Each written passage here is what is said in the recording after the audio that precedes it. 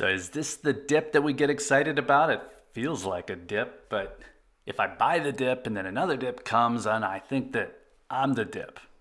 And this is why you come here. All the great financial advice.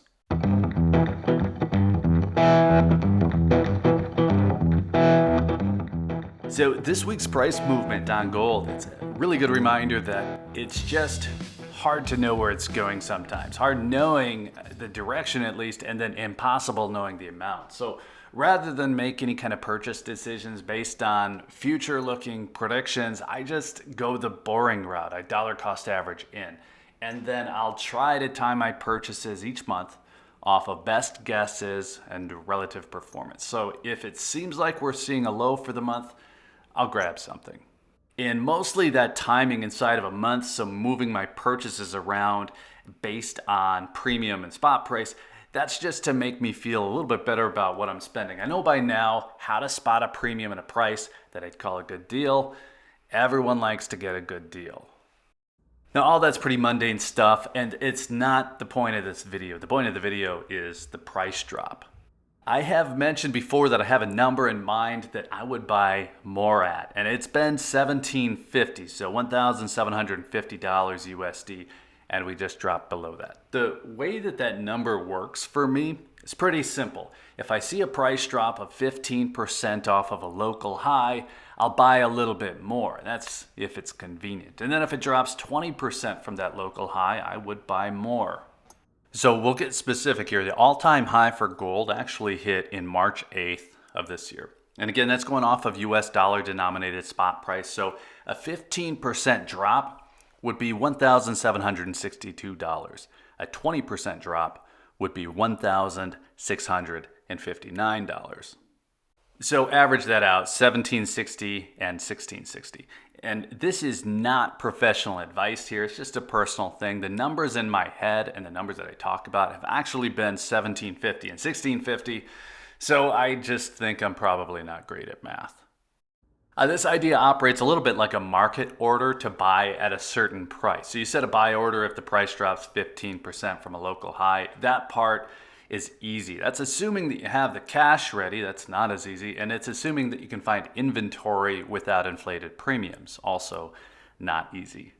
But I did find some. I found two. So the first find is pretty straightforward. I got a hold of a Buffalo for $18.50 all in. I didn't do the math just now on this. I need a calculator, but I think that is somewhere around 5.5% to 6%.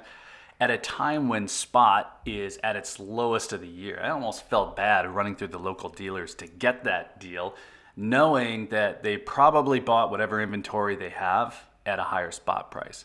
Between us, though, I'm not losing any sleep over this. So the third shop that I checked, they had this at the counter. The first two weren't even answering the phones, and I get it. They probably had a bunch of people pestering, but the third shop I just happened to check into just had it right at the counter.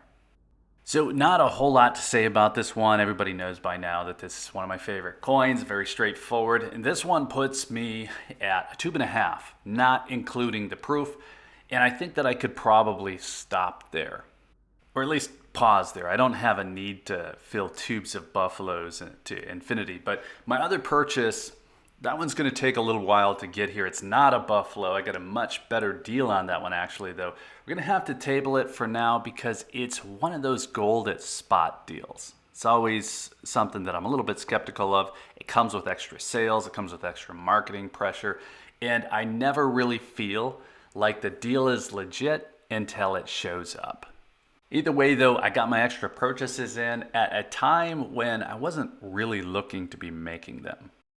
So now the question is whether it's going to go down even further. I bought a quarter ounce eagle at $18.04, and I thought that was a great deal in terms of spot price. And then a week later, spot dropped $60, as it does. Now, I'll joke about that, but really, I never worry about spot price when it drops. I feel like if I felt it was a good deal at the time, it still feels like a good deal now. But that is the reason that I like averaging in rather than backing up trucks.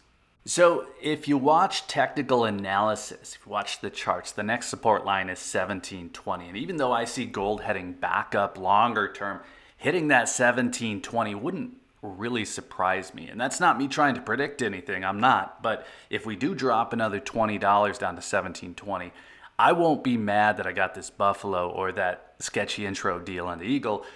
I'll just try to time my next purchase to take advantage of that drop as well.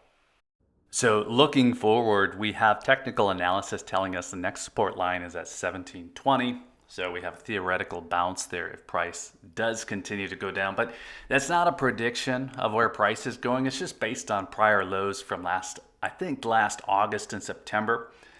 And this is also not a prediction, but we do know that we have more rate hikes coming. It's a good bet that we're going to see a 75 point or basis point rate hike again this month. And on top of that, we have the US dollar index at its highest level in 20 years compared against other currencies. So short term, who knows? There isn't a lot of news pushing gold up at the moment. But beyond the next few months, the predictions all seem to be pointing the same direction, and that's up. And quite a bit up, actually. Goldman Sachs has gold price targets at 2,500. And then I've seen a number of cases for gold between 2,300 and 2,600 this cycle, not too far off. And I guess I'd say they're at least feasible. So even though I'm not backing up any trucks, I feel pretty good about buying a little bit more. So let's call it good there. Let us know if you're buying the dip or if you think that there's more to come. And maybe it's both. I don't personally have a crystal ball, but I think the safe bet is that price doesn't only go one way. Feels like a sale to me, but that's not to say that we're not going to see more sales. Anyway, let us know what you think. While you're in the comments, also be sure to hit the like button if you found any of this interesting. Make sure you're subscribed with notifications turned on if you want to see more on the topic. And if you're still here, thanks again for watching. I always appreciate your time. Take care.